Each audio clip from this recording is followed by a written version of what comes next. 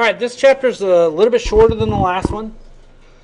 The first chapter covered a lot of topics. This one covers just a portion of some of those. And if I can get my keyboard to function. There we go. All right, planning. So we're going to be covering strategic, tactical, and operational planning on Chapter 2. Then we're going to contingency on Chapter 3. We actually do some projects in Chapter 3. Okay? So it'll be fun stuff. All right, roles. Planning, everybody needs to be involved. That's where a lot of people don't do it. Like a prime example is our school a couple of years ago switched on a new firewall system that supposedly everybody was involved in the configuration of, yet they blocked port 8080. Well, 8080 is what we use for Westlaw. I don't know if you all know what Westlaw is. That's our legal program uses it. So when you block Westlaw, they were kind of dead. So the classes started in the fall. No one could do any work. So, and it was, yeah, but supposedly the people were involved in there. But it should be employees, management, stakeholders, outside stakeholders. You might affect other people as well. Okay. All right. Vision, mission, and vision statement and mission statements are kind of important, and I've helped our school make those, and I'm not a fan of doing that. I don't know if anyone's ever worked on a vision statement or a mission statement. It's tough. I remember in the Air Force it was service before self and integrity above all, or something like that was the statement for the Air Force. But it's kind of important you have something like that, so you have some driving force of where you're going. Okay?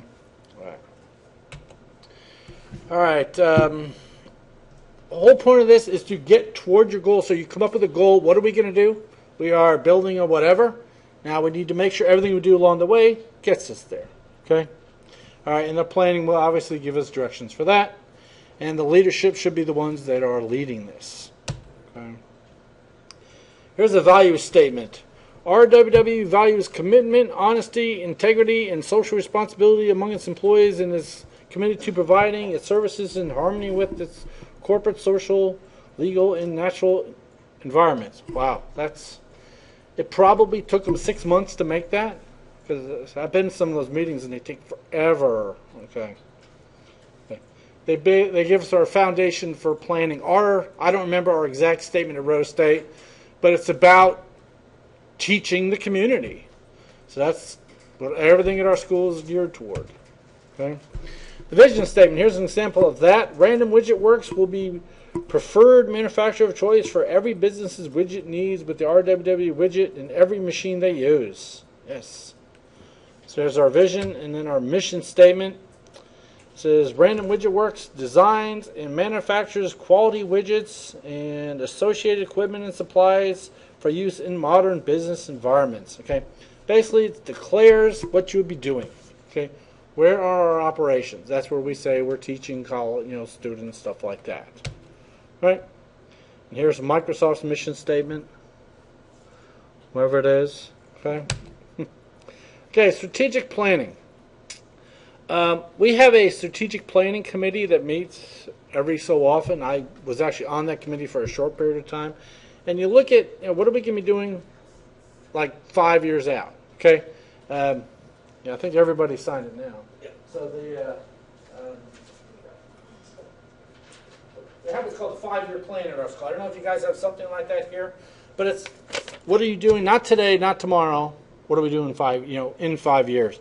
I was also I went to a conference at Microsoft once, and there was a guy. This is prior to Vista, prior to Windows 7, when I was at this conference there. And they were talking, and when the guy comes in, and he was basically the strategic planning guy. He didn't look at what they want now. He looked at what we need 10 years from now. That's tough. Yeah. Would you have thought cloud computing would be as popular 10 years ago as it is now? No. But I'm assuming somebody did, or else we wouldn't be here today. So, all right, long-term direction. Okay. So strategic planning is a disciplined effort to produce fundamental decisions and actions that shape and guide where an organization is, what it does, why it does it, and focus on the future. All right. All right. Here's all the stuff involved in it. The technicians, the administration, the management, CISO. We're going to talk more about those. Okay. All right. basically develop your plans. You're going to come up with a plan for all your decisions. We have a committee who decides on to buy stuff, like a technology committee. We have a plan that basically says this committee is going to be in charge of such and such a stuff. Okay? And then that committee actually goes out and implements it. Okay? So each level translates those objectives into more specific objectives. Now, I work in the business division. Ours is actually even more detailed of exactly what we will do to meet the school's mission. Okay? All right. Different levels, there's lots of different levels. We're not going to spend much time on this, but they all should be measurable. I had to do metrics when I was in the military. Some of you probably heard what metrics are. It's basically, how are you doing your job? Okay? One of the metrics we use at our school is graduation rate. I'm assuming you guys have a poor graduation like all community colleges do. Ours was like 8 or 10%. It was really pitiful. The reason is a lot of students come to our school not to graduate. They come there just get a couple classes to go on for the bachelor's degree. Y'all have that issue at your schools? I wasn't able to attend our recent one, but we did one MCC at Municipal Auditorium. Did you go? Yeah, I couldn't because my daughter's. But our numbers, see, our students have to actually graduate with a degree within 3 years to count as a graduate. That's what sucks. Because, you know, even though I told you earlier, I finally got my Rose State Associate's degree, yay, I'm not going to count as a graduate because I didn't do it within 3 years. From the day you first enroll in the school, you must complete within 3 years to be counted. But with ours, you know, we have Tinker Air Force Base across the street, so we have a lot of people taking undergraduate classes there. We have, you know, Tinker has a bunch of colleges, as Park University, Webster University, all those other schools, so they send everybody to Rose State to get their English and their history and their government. So it's tough. That's why our graduation rates are so low. Okay? But how are we going to get to the point to work with that? Okay? Okay. Have all your different division plans. They fall underneath the overall strategic plan. Okay. Technical. Okay. A little more fun, in my opinion. At least it's somewhere short term. You don't have to worry about so far out. At least, you know, how are we going to do whatever? Okay. So, okay. Then operations, there's our weekly meetings, our summaries, our progress reports. Now they're actually implementing all this stuff. How are we doing it? Okay. All right. Executive summaries. I teach my students in a couple different classes to write executive summaries. And the way it was taught to me was in one of my master's level classes. I think it was a project management class, actually. And we had to broke us up into groups, and we had to give a presentation on that. I think we had to install a swimming pool. And we had to come up with the whole entire plan for installing a swimming pool. And it came time for the presentation. We all showed up. We stood up there to give a presentation. We covered the executive summary, and then the teacher left. He's like, oh, I'm upper management. I'm only here for the executive summary. He goes, I'll read your report later and get all the rest of your information. But he actually, that was a very good point he put across, that really, executive summary should really be a synopsis of the whole entire thing. I tell my students, your executive summary in forensics should be telling me basically what you did and what the results were. Then you go into the report and break it apart and tell me everything you did. So I cover that with my students, and it seems to get them thinking in the right way, at least. Okay. All right. So we should also have your mission statement, your strategic issues, the goals and objectives. Are you actually meeting those? Okay. All right. Then appendices if needed. Tips. This is create a compelling vision statement that frames the evolution or evolving plan. And those are tough. I've helped create them, but I just really suck at creating strategic plan, vision statements, all those, because it takes hours and hours, and you really end up with, I don't know, one sentence. But they are very important. Okay. It says, embrace the use of a balanced scorecard. In other words, who likes this, who doesn't like that. It's just, it's tough. Okay. All right. And let's see. Let's move on. More tips. It says, make the evolving plan visible so people can see it. At Rose State, we actually post them on the walls in our buildings, our vision statement, and the president sends them out to all of us to look at. So, actually, they were updating something the other day on it.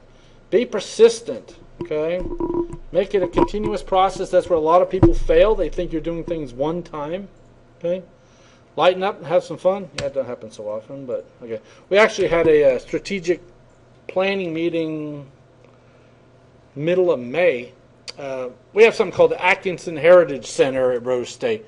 Forget his name now. Mr. Atkinson donated this huge piece of property and house and everything to the school, so we can use it for meetings. So we had a strategic planning meeting at our school, or in our division, out there the other day to see where our division was going in the future. So it's a good idea we do it. And the reason we had it was because our VP of something or other asked our dean, hey, when's the last time you had a strategic planning? And we never did. So it's something that needs to happen quite frequently. Well, every couple of years it needs to happen. Okay? All right, governance. Okay? Who's in charge of this? Who's in charge of the plan? Our school actually had to do a PCI compliance check recently. Y'all know what PCI compliance check is? Anybody? That's the ability to accept credit cards. I forget exactly what it stands for. Payment something. But that's a big issue. Our school had to go through this big old deal. And I asked the question, this is great. You completed the PCI compliance, because obviously we still accept credit cards. So where is all the documentation you use and all the policies you have in place that you did this? Oh, we know them. We just know them. I'm like, oh, wow. It's so not really a good idea. Okay? All right. So security objectives must be addressed at the highest level. I'm one of those. You ever hear that saying that for every one person who complains about something, there's 17 that don't complain about something? So you ever go to a restaurant and eat and have bad service? Do you just leave? I just leave, but then I go online and complain. I got a $25 gift card from Sonic. Do you have Sonic up here? Yeah. Okay. At least in our area, it's changed. Sonic now, you can no longer buy a hamburger. You have to buy a cheeseburger. Hamburger's no longer on the menu. And if you want to tell them to remove the cheese, fine. But they don't give you money back for the cheese. The corporate-owned ones do, but the one by my house doesn't. I got so upset. I'm like, but I don't want cheese. Okay, we'll take it off. I'm like, I want you to credit me to 50 cents. Well, we can't do that. I'm like, oh, I was so upset with them, but amongst other things. But basically, you need to get the objections heard. When it comes to your security plan, you need to let people know what's going on. Our password policy at our school, the default password for students is the birthday. Do you all have something similar to that for students? Do you all know? They give you a good one. For the students? Yeah. Ours is their birthday. And what sucks is they can change it. But you can always log in with your birthday still. You can. Okay, if you change your password, what happens is it actually changes an Active Directory. But you can still log into the student information system, like where they enroll in school and stuff like that. Birthday still works. It'll always work in there. And I have said that is the stupidest idea, because I don't know what y'all have here, but we have the Oklahoma voter registration website. Well, I can log in, put in your name. I can see your name and your address when you voted. It also includes your birthday. So once I get that, now I can log in as any one of my students. I just have to get their name. Now I have their birthday. And yeah, it does have a student ID, but the systems, you know how Windows works. It remembers, once you log into a system, now you have a profile on there. So it's just, but I've mentioned that so many times, I don't think we've ever actually fixed it yet, but I keep bringing it up to everybody. Okay. All right. Other things that involve strategic direction, objectives. Okay. What are you going to do? Okay. And the assets. It says validating the organizational assets and used property. What are you actually doing? Okay. Or what are you using, should I say? One thing our school actually did recently, which was a really good idea, we have our PeopleSoft system, which runs on a whole pile of servers. When they were replacing them, they took the old servers and actually assembled a small network in the basement of our communications center where they could actually go in there and enroll students, write paychecks, stuff like that in case of an emergency. So kind of good. They're actually reusing some of the stuff. Okay? All right. Board of directors should obviously be involved in this as well. Okay? And I'm not going to cover all these in great gore detail. Okay, outcome. We should have a strategic alignment of our plan and our organization. Risk management should be reduced. Can we cover risk in a later chapter as well? Okay. Okay, performance measures. We have to have some way we know we're doing it. Like at our school, what's our graduation rate? What's our enrollment? Okay, we actually canceled a program at our school, our gaming program, because of low enrollment or low graduation. I'm assuming you guys do the same thing here. Yep. They just cancel people. So, all right. Recommended practice is to place information security on the board's agenda. We do that at our school. IT, we have a CIO who is on the executive board of our school, who meets every, the third Thursday of each month or something with our regions. Okay. All right. Hold people accountable. Okay. All right. Let's see what on. Here we have initiating, diagnosing, establishing, acting, and learning. Yes, there's our framework. Okay. We're not going to go in depth on that either. Okay. All right, roles of the CIO and CISO is translate overall plan into tactical and operational security. So that's what our CIO does. Okay, hopefully that's what he says he does. Okay, the CISO is a major role in developing it. Again, I don't know to what depth they work on it, but they should. Okay, and here's the job description: understands the fundamental business activities and suggests appropriate information security solutions to protect these activities. All right. Okay, then after we have all that, implementation can begin, and we can do top down or bottom up. Here we go. Top down, the CEO or whatever the management tells us what to do, or bottom up, initiated by other people, administrators, network administrators or technicians. So you can do either way. Actually, when they hired me, they actually asked me one of these questions. This was when I got hired at Rush State, it says, what's the top-down approach? So, yep. All right, systems development life cycle. Okay, it's a methodology to design and implement an information system. They're no longer just programs, they're entire systems now. Okay, everything should be reviewed. Okay.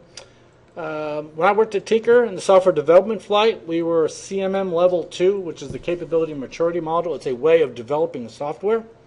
It's a way of doing it correctly. And review is a very, very big issue. Okay.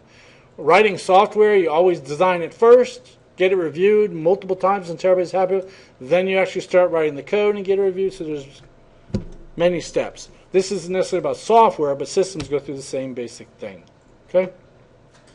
Okay. We also have the security development in the same basic thing there. Manage risks. How do we implement our security system? Okay. Investigate, analyze, logical design, physical implementation, and then maintenance. Then it starts all over again. So where does most money get spent on this, you think? Software. Okay, say you're developing something. Where do you spend most of your time and effort? Well, it should be in the beginning of the process. Should be, but it normally isn't. It normally is at the very end of the process. You think about it. They put out a new piece of software, then what do you see for the next 3, 4, 5 years? All the bugs fixes, everything. Yeah, normally it's in the maintenance phase. That's where all the money gets spent, which is good, but but it'd be nice if it was more in the beginning or in the middle in the design area. But you don't always know. Threats are changing all the time. Okay. All right. It says begins with a directive from management specifying the process, outcome, and goals. Okay. Okay. Then your teams assemble, come up with the goals. Feasibility analysis. Can we actually do this? Which normally you can. Okay. Legal issues. Legal is a big issue now in our organization, at least. I'm assuming you guys have lawyers here as well. But everybody seems, we actually had a student when we very first got our grant. I would tell financial aid each semester who to pay and how much to pay. Pay this guy this amount of money. Well, the way financial aid had done it in the past was if you were on a grant, you got the same money each semester for, a year or two. But ours changed. I mean, you're rolling different classes each semester, so you're going to get a different amount of money. And we had one student who dropped off the grant after the first semester. Well, financial aid went and wrote him a check. And we immediately said, whoa, what are you doing? He goes, but he was on your grant. He says, no, he dropped off the grant. He's no longer getting a check. But they already wrote him a check.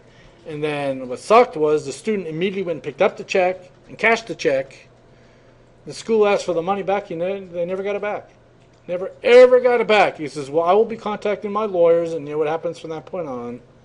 So school never got the money back, and the guy, I don't know, never completed the program, that's for sure. So a lot of issues. Okay. All right, risk management also begins here. Identifying, assessing, and evaluating. Risk should be covered in quite a few classes. I covered in my computer security class. It's covered in ESM. It's covered in ISA. It's covered in a couple different areas. But risk is a big issue. People don't realize what risk is. Like virus scanners. Why do we have virus scanners? Because there's viruses out there. That kind of stuff. Evaluating the levels of risk. We do a project where we have the students come up with something they do, like doing homework at home. What's the risks to doing homework at home? Well, it could be power failure, it could be laptop, it could be theft, it could be time. We have students work on all that. So, okay. So if the threat is an object, person, or other, it could be danger to an asset there. All right. An attack is something that's happening. Someone is currently attacking you. Okay. Next point is now we know of a vulnerability. So now we're going to compromise it. Okay. A lot of those 0-day attacks like that flame virus now, they're finding all kinds of new stuff about it. So vulnerability says a weakness of a control system where necessary controls that are not present or no longer effective. Antivirus is changing. Okay? All right. And there's a whole bunch of different ones. Human error, intellectual property, espionage, acts of theft, software attacks. Last summer I was gone a whole bunch. I think was up here teaching for a while, and I went to some NCASE training. I did a bunch of stuff last summer. And I came back at the end of summer to get ready for the fall semester, and all my books were gone. Because I keep all the grant books. The way we do our books for our students is I buy them all, and I give them to use during the semester, and I get them back. That way we can recycle some of them. Someone had got into my office and stole shelf after expensive books. I mean, some that you can resell for like $60 or $80. And yeah, so theft happens all the darn time. So, and we have, you guys have luncheons here, like faculty luncheons every now and then, I'm assuming, something like that. We have them every now and then. And we had one, was it like Christmas time? And someone stole the meat. It was funny. It was at the end of the lunch, or at the end of the luncheon, all the leftovers go into our lounge. Now we can snack out on the rest of the day, and the next night, and even the next day. We went in to get some meat like 2 hours after luncheon. Because what they normally do is they buy a huge turkey and a huge ham. And there's tons of leftovers. Someone took all the meat. And it's like, what the heck? So we had all the fixing, we just had no meat. And it was, I don't know, it was tough. But theft happens all the time. Happens with computer systems. A few years back, someone broke in, was stealing processors out of the computers at Rose State. We had I think it was a 30, maybe a 42-inch flat panel TV on the wall. We were upstairs in a meeting and someone stole it. We came down from the meeting and the TV was gone. And around the corner we found some bolt cutters where they cut through it. And naturally the cameras were turned off at that point. Way back when I first got involved with CSEC, and it's been many, many years ago now, we got laptops. You all hear, some of you heard about the mobile labs. Well, we got laptops and had 10 of them, and I would use them during classes and different stuff, but they started breaking because I'd let people borrow them. This is a bad idea. Don't ever let students borrow your laptops. Because what was happening was I'd loan out my laptops to the students, and I give you a perfectly good working laptop because yours is broken. But when you bring it back, now your DVD player works and mine's broken now. And now your power supply works and mine's broken now. So basically what's happening is they were being cannibalized by the students. But we still had some working ones. Then it was over Christmas holidays, someone into our forensics lab, it had to be an insider. So they got into our lab, they got into the locked cabinet inside the lab, stole all the laptops. And there was a camera even. And I even asked the cops, I didn't have access to the cameras at the time. I says, hey, can you look at the recording? They said, okay, we're going to go look at it. Our recording overwrites after 2 weeks. And it was like a 2-week period around Christmas. So I says, are you looking at the recording? Well, we haven't looked at the recording yet, but we're checking the pawn shops. I'm like, why wouldn't you start at the recording first? But I don't know. Never did track down who stole them. But they were old anyway. So theft happens all the time. Deviation in quality of service from service providers. That's another issue. Internet access. We all need that. Electrical power. They actually just replaced a whole bunch of electrical poles at our schools, so we had to be out without power for 8 hours at a time. So we had to take down the virtual lab and all kinds of other stuff. Forces of nature. Obviously, issues here this morning. So hardware failures, software failures. Y'all see the article from Zuckerberg about Facebook? They were talking about, it was about 2 or 3 weeks ago when Facebook was very intermittent for a day. There was a quote, I guess he had put out there, that Facebook never crashes. Never, in bold letters, never crashes. Yeah, and it was pretty much screwed up for that day. It was, yeah, pretty bad. Everybody crashes sooner or later. You have to. I mean, you don't have to, but it just will happen. All right, common attacks, code, hoaxes, backdoors, password attacks, brute force, denial of service, dictionary, all kinds of different stuff that can happen to your systems. Okay? All right. Spoofing, men in the middle, spam, we get that all the time. Mail bombing, sniffers, social engineering, that happens as well. Okay? Buffer overflow, could be a timing attack. Okay? So prioritize the risk for each category, identify and assess the value of the assets. The more expensive ones, obviously you can spend more money protecting. If I have a machine here that costs $1,000, am I going to spend $10,000 protecting it? Probably not. All right. Okay. All right. The design now says create and develop a blueprint of it. Okay. Keep in mind policies, the technology needed. Do you have all this stuff to implement it correctly? Okay. All right. Let's see the different models we're going to talk about here in a second. Okay. This is the design elements are always big, especially with your security system. And a lot of times I find the issue with this is you really go by what people know. Okay, someone's used to working with ePolicy Orchestrator from McAfee, so you hire them on, that's what they want to work with. So that happens a lot of times. Okay, okay. And policies obviously important as well there at the end. Okay, all right. Okay, 3 elements here. Security training, awareness, and education. Obviously, you're doing the education now. But educating users. Does your school offer education for all its normal employees and faculty on a recurrent basis? Assuming it does. We always have, you know, how to use Word, how to use this, how to use that. We always got training all the time for education. But do they really go into security training? I don't know. I doubt it. Be nice. Actually, one thing our school's doing differently now, which is trying to get people more involved in training, is those who have attended a certain number of training classes between the spring and summer are going to get an iPad at the beginning of the fall. School's going to give it to them. So I don't know how it works. We'll see how many people end up getting iPads. I didn't go to the training. It's okay. But they're buying me one anyway, so it's okay. All right. All right. So why do we do all this? Okay, awareness, skills, and knowledge. A lot of times with awareness, if you don't know there's a problem, you can't fix it. Okay? Building in-depth knowledge. Okay? All right, controls and safeguards. That's normally our virus scanner, our firewalls, our policies in place. Could also be managerial, operational, and technical. A lot of times the managerial is, paperwork. That's also an issue with it. Okay? It says this is the design, implementation of the planning process. Okay? The management, the risk, all that kind of stuff. Okay? Operational could be disaster recovery. Again, that's where we were lacking. I know we're doing better at our school on that now. But we actually had a power outage, I think it was Thursday, for about 10 minutes, Thursday morning at Rose State. So hopefully no one was using the virtual lab at that point. The virtual lab stayed on because we have battery backups and everything. But other parts of the school went down, so I'm assuming there was probably a service interruption at that point. But disaster recovery is, what do we do if something did happen? Okay. Incident response planning. Okay, something happened, so now we're going to respond to that incident. And also personnel. Do you do background checks? Do you do drug screening on people? That kind of stuff. Okay. And physical security. Do you lock your doors? Okay. All right. Oh, here's a protection of inputs and outputs. What is done there? Do you guys shred all your stuff here at your school? Do you have it? I think so. A lot of stuff. Yeah.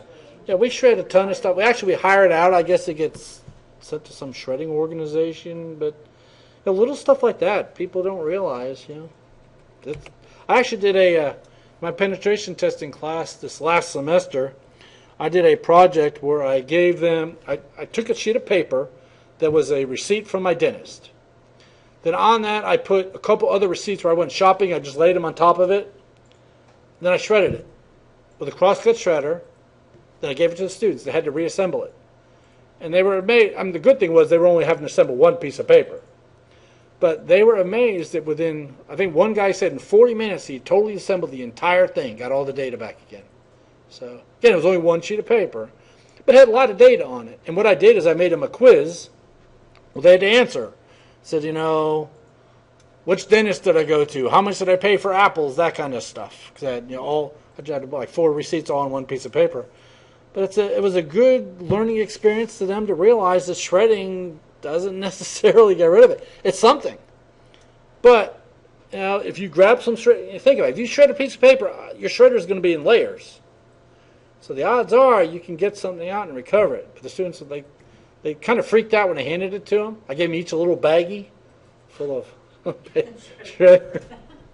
Problem was getting it out of the shredder. I mean, I had to shred each paper and keep the shredder going long enough so all the pieces come out. And then I had to go on the next one, the next one, the next one. But it was a very big eye opener because we always think shredding is great. It is, but is it everything? Not necessarily. So that's something y'all can do too. Okay. Tactical and technical issues related to design and implementation. Technical controls, there's lots of them out there. A lot of times that's managed through software. Okay. Like I said, virus scanners could be whatever we're using out there. Okay. Contingency planning. What happens if something fails? And this is more of the next chapter. Okay. But we have incident planning, disaster recovery, business continuity. Can we continue to function if the internet goes off? No. But what if our building was gone? We actually had a tornado that came right by Rose State a few years ago and took out a bunch of windows in some of the buildings. It really didn't hurt that much. The fact is, it was close. If it was close enough to take out windows, it could have been worse. So, all right, physical security. That's what do we have in place? Do we have door locks? I know if you're handling PCI checks, your servers have to be behind 2 separate locks between the outside world and your servers. They got to go through at least 2 locked doors to get to your servers. So I hear we can actually have them in this room because you got the outside doors, then you got the inside doors. So there's 2 separate locks. But physical security is a big deal. Okay, and implement it and lock the doors. I got a new alarm system in my house that uses Z-Wave. Y'all know what Z-Wave is? Some of you should know what Z-Wave is. Z-Wave is like X10. You know what X10 is? Okay, it's through the power line and also radio frequency. I got sensors, alarm sensors in my house. You know what those are. But I have it set up now where my alarm system monitors the sensors. For instance, if my back door drives me crazy, the kids will leave my back door open. They'll go out in the back and leave it open. So if the back door is left open for more than 3 minutes, it notifies me that the back door is open. And I really got it because my garage doors. A lot of times I'll push the button to close the garage door, then the cat will run underneath it. And you don't realize it, and then the door opens back up again. Then I get a cop coming to my door at 3 in the morning and saying your garage door is open. But my new system, between 8 p.m. and 8 a.m., if the garage door is ever open for more than 20 minutes, it notifies me. That's a pretty good time period. But, implementation of physical security, things are changing. It's called Z-Wave. If you go to homeseer.com, you can, actually I can probably show you that. Actually, I can show you my system, I think. Maybe. Hold on.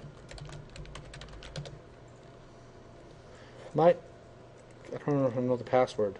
It's saved on my computer. Come on. Log in.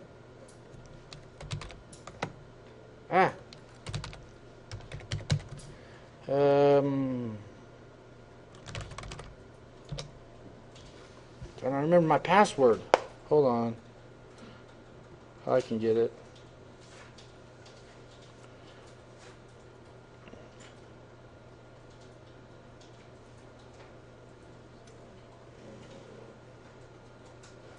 Yeah, I don't remember passwords anymore. I'll show you why here in a second.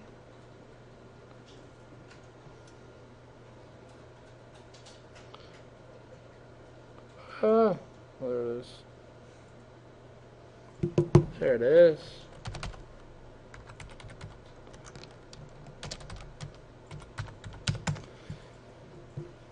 Yeah, this is my new alarm system here. Now I can go in here and I can see like notifications.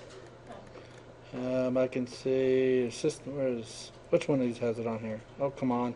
There it is. If the garage door is left open every day between 8 a.m. and 8 a.m. for 20 minutes, notify me via SMS. If the back patio door is left open at any time for more than 3 minutes, notify me. So it's kind of a cool system, but why can't we have something like that for our organizations? The technology is out there. This system is called 2 gig. It was funny. Y'all know what 2 gig is. You know what gig is. But really it has nothing to do with that. It stands for 2 guys in the garage. It's actually 2 prior Honeywell employees who developed the system, presented to Honeywell, and they said, nah, we don't want it. So they went and opened their own company. But it's really amazing. And I can go in here and I can literally open my garage doors from here. I can turn on my sling box, turn on my bug light, turn on my cameras in my house, turn them off. So yeah, it's kind of cool. I like it because, yeah. And if I I have a thermostat, but it's not into this system where you could actually do that as well. But that's kind of cool. Now well, I'll get into the other part later because we're going to cover it. But physical security, there's a lot of technology available today. I'm just really disappointed a lot of people don't use it. Okay?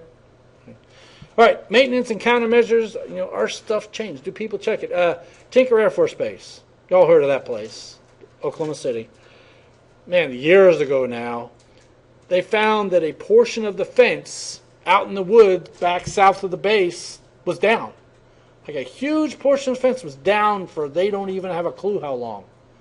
They don't know if someone cut it or it broke. It was just down. So the point is, were people checking it? Obviously not. At least not all of it. Okay? All right, so physical resources could be our people, our hardware, okay? Our information systems, could be everything. People, you don't think people are important until you need something and your secretary's gone for the day. Like that's very true. You don't realize how important people are. Okay? All right. Implemented. The security solutions can be acquired, tested, implemented, okay, and tested again. When you're switching to a new system, make sure it actually works. Okay? That's always a good idea. Okay. All right. Managing, it says plan the project, supervise it, then wrap it up when it's done. It's always a good thing. Okay.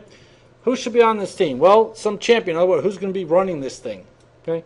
Team leaders, security people, risk people, end users as well. That's always a big aspect of any big plan of a security system. Who's actually going to be using it? Because it might be too technical for them. Okay. Staffing it. Okay. The positions and the names of the functions. Who's going to be in there? So there's a lot of involved in doing this. Okay. All right. Here's some of the people. Okay.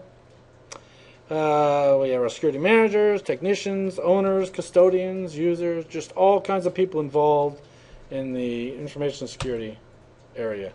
And we already talked about some of these certifications already. But CISSP, Security Plus, or anyone have any SSCP certifications in here? Do you guys offer those? I know the Career Tech Oklahoma City does. Do you guys offer them at Great Plains? No? I know Francis thought we don't do it either, but there's a bunch of different security or certifications in this area. Okay. All right. Once it's implemented, it must be operated, manned, maintained.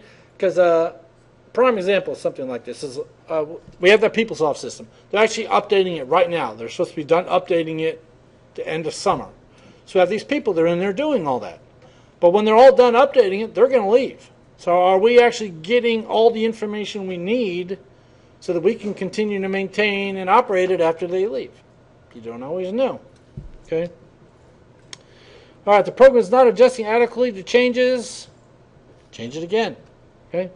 Maybe it didn't work. Whatever your plan was didn't work out. And sometimes plans are so long, it takes so long, things have to change. Okay. All right. Maintenance. We have external monitoring, internal monitoring, planning, review. There's just all kinds of stuff to make sure the plans are actually happening. Okay. There's a picture of it. Okay. All right. And the management program is a formal standard. Okay. Now let's actually look at this standard. I actually got a copy of it. Maybe. Okay, here we go. The 17799. This, I think, has been updated, but I didn't go find the update. Okay, it's a 6-page document. Okay, it's a code of practice, offers guidelines and voluntary decisions for information security management. It's meant to provide a high-level general description of the area currently considered important when initiating, implementing, and maintaining information security organization. That's what this document does. So if you're ever planning on doing something like this, they should be following this document as the guideline at least. Okay. We're not going to go through all these. It talks about a lot of the otherness. Yes. Of course, I work for the government, so I've always gone by NIST. Right. And that's what these are here, the NIST documents. The NIST documents. Right. And actually, I found, because I've got some people that I help that I mentor that don't work for the government, right, but they're trying to do cybersecurity in hospitals and things like that. Right. And they found the NIST documents quite helpful because of the way they were organized. And I tell them it's because they're written for government people, small words, and all that. and so they actually found a lot of value, even though they didn't work for the government, in the NIST, in using the NIST guidelines, because it's a little bit more step by step, but still kind of high level. Right. It lets you do what you want to do. Right. Well, cool. Yeah, we cover the NIST documents quite a bit. Actually, this is one in the class where actually there's quite a few of them. The students have to go back and look up a bunch of them. But yeah, NIST documents are amazing, and they're always updated. Yes. They're and they're free. Yeah. And the government uses them, so the odds are they're halfway decent. Right. And when there's a problem with them, we believe me, we tell them there's a problem. They actually usually fix the problems within a reasonable amount of time. Well, that's cool. Yeah, but there's a whole big old list of them here. Okay.